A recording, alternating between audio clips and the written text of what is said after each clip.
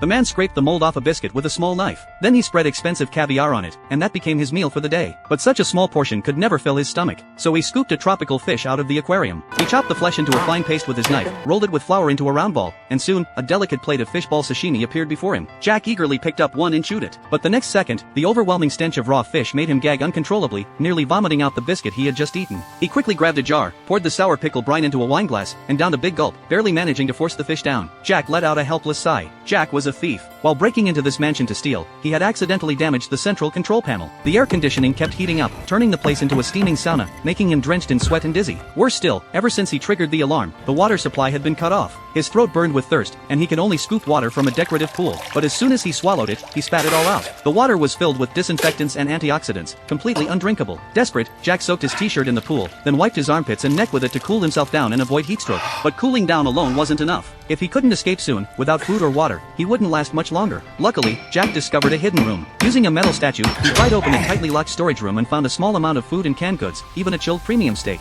But before he could celebrate, the sound of water echoed from the greenhouse. The dried-up automatic sprinklers had suddenly come to life. He immediately lay on the muddy ground, pressed his mouth to a nozzle, and greedily sucked the cool fresh water, humming with relief. After resting for a while, Jack began plotting his escape. He tore down the expensive curtains, dismantled the large bed, and pulled out the rope hidden underneath. Then he piled up all the furniture in the house, tied it tightly together with the curtains, and secured it. Once certain the 6-meter high stack wouldn't collapse, he carefully climbed up and finally touched the ceiling. But to his dismay, the window was sealed with thick bulletproof glass, and the hope of escape grew dim again. By now, the temperature had risen to 41 degrees. Even after stripping off all his clothes, his whole body was drenched in sweat, and even drinking water couldn't bring his temperature down. At that moment, he suddenly noticed a cleaning lady standing outside the door.